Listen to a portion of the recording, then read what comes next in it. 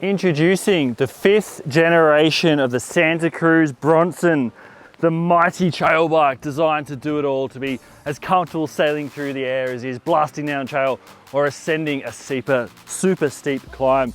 This is the bike that's designed to do it all, and it's now in its 5th version from SantaCruz. What a machine. Let's look at the numbers. We're talking, of course, it's a mullet. It's staying true to its heritage. 29 front, 27.5 in the rear, 160 mil of travel and 150 in the rear. So again, those numbers that are really right down the middle of exactly what you want if you want to tackle a little bit of everything.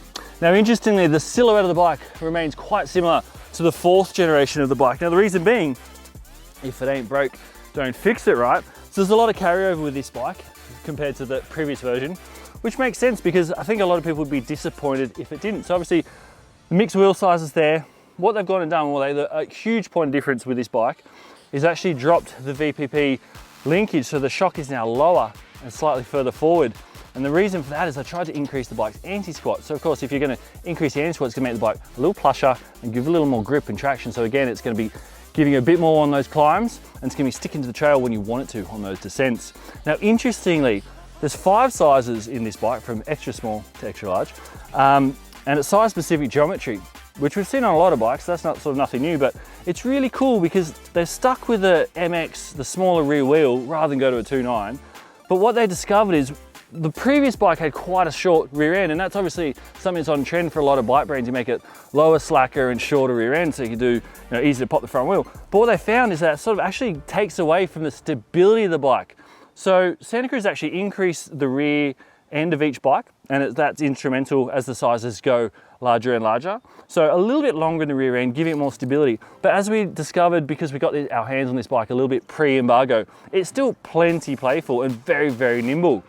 Now, one of the interesting takeaways when we first saw the press kit for this bike before it was announced, and actually got in touch with engineers to ask them what their thinking was behind that, is there's 2 different carbon layups. Obviously, you've got the somewhat more entry-level C level, and then you've got the real Gucci, which is the CC, the top of the line, no holes wide. But interesting, the CC doesn't have any internal rear derailleur mount or cable housing whatsoever. So you're limited to only running a fully wireless drivetrain. Now, awesome for me, I've got no dramas there. But there's a lot of people out there, obviously, Shimano fans, etc. Right now, there's no option for that on the market. So interesting that the top of the line spec is going to be something that you can't run an inner cable on. So that's a bit of a takeaway. We did see that happen again with, especially with the new stump jumper. So maybe it's a bit of a trend of something that's coming. But look, this bike, lots going on. Obviously, it's got that big inner storage thing as well there, the glove box, which we absolutely love. There's lots of little bits of the bike that have tweaked to step up, again, because they had such a strong platform to kind of